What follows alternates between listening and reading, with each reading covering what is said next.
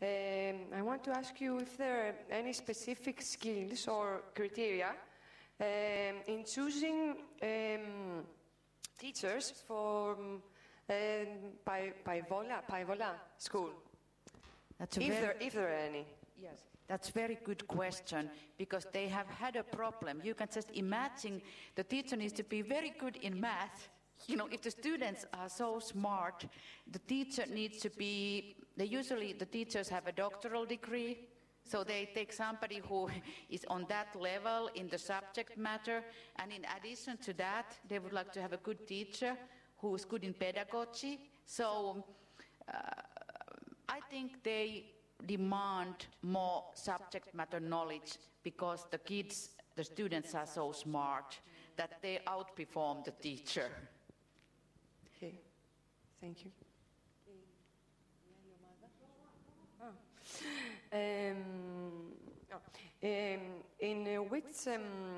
With what criteria they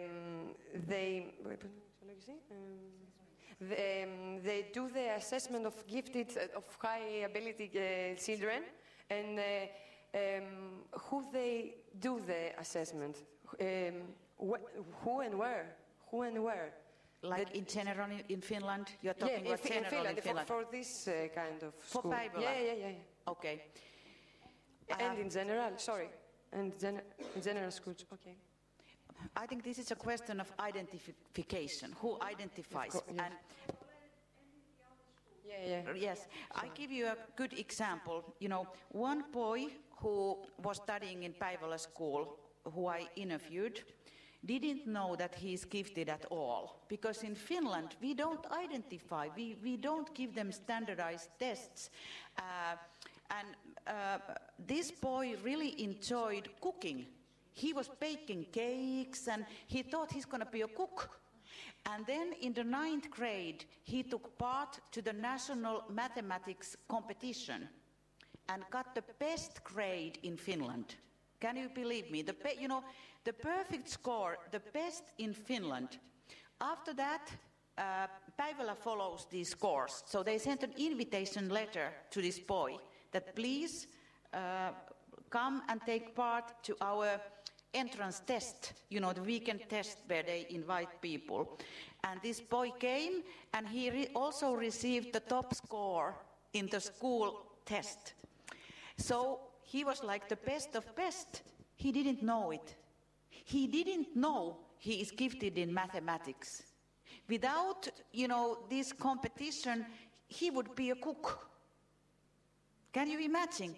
So I would say that in Finland, because we are so afraid of identifying, labeling somebody, because we want to be equal, we are too scared of that thing. We don't identify, and these kind of things can happen. And in this case, of course, cooking is fantastic. I'm not saying being a cook is bad, but the boy, he had a joy. He found mathematics, and he said that he loves mathematics, but he didn't know it before taking part of the competition, coming to Paivola.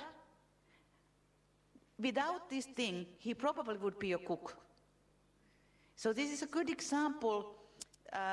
So in this case, identification many times is based on some national test where you can see that this student is above average. Some teachers are very active. So it's very much dependent on the teacher's skill to identify. Teachers are in the key role. A good, experienced teacher can tell. And then it's dependent on the teacher. If the teacher would go and tell the student, I really think you are very strong in this area, and encourage, the students. And hopefully, many times this is happening. Mostly we have fantastic teachers, but it doesn't always happen. So there might be many gifted students who are not identified, whose talents are not developed. I believe they're still doing okay. But like I said, I think identification is the first step if we want to grow the gifts into talents.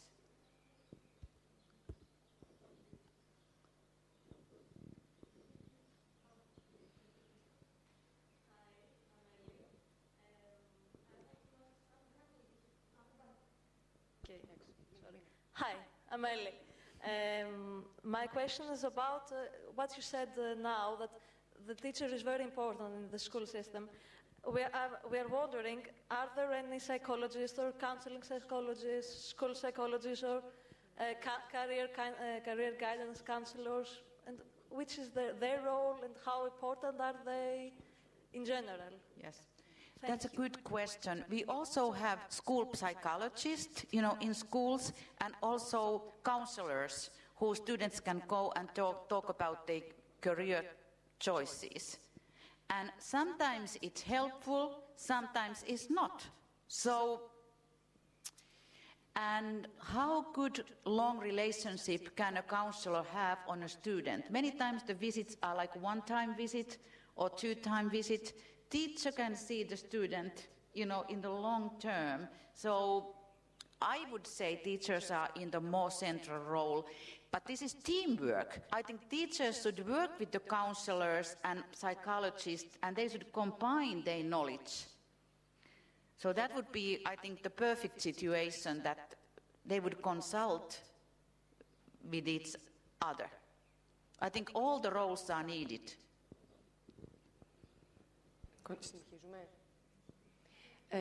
What about the families of high quality children?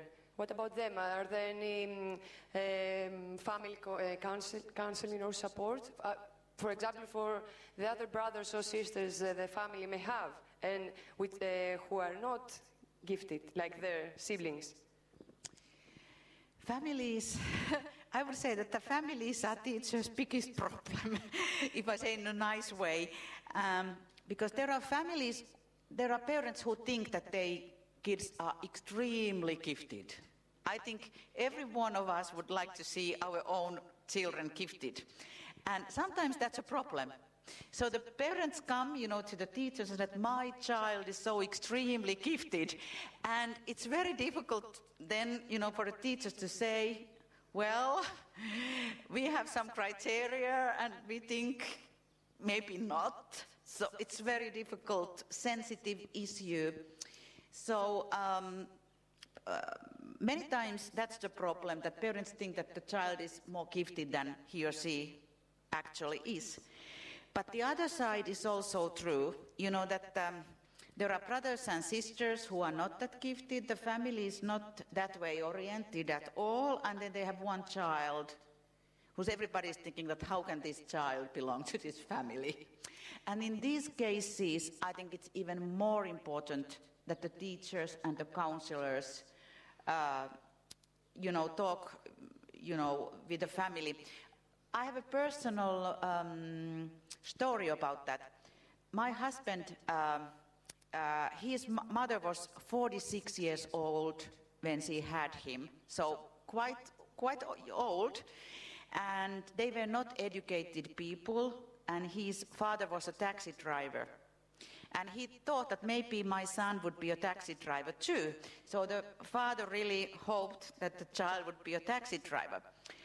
And my husband learned to read in the age of 3, and the parents didn't understand anything about raising children. They just thought that driving taxi is the best thing you can do. But fortunately, the teacher, he went to the 1st grade, and the teacher identified him and told the parents that this child can't sit here, that he knows everything. He needs to go to this special school that arranges an entrance examination. So the teacher contacted the parents and told them that this child needs to be there. So without this teacher, I don't know what would have happened. So maybe my husband would be still okay. I don't know. But I am so grateful that the teacher saw, what the parents didn't see. So these things happen. Sometimes a family who is not educated gets a child who is exceptional, and they don't know it. So we need you teachers so much, and the counselors. But to communicate this with the family, I think we need professional skills. So teachers need training. That's one of the most difficult things, how to communicate with the parents.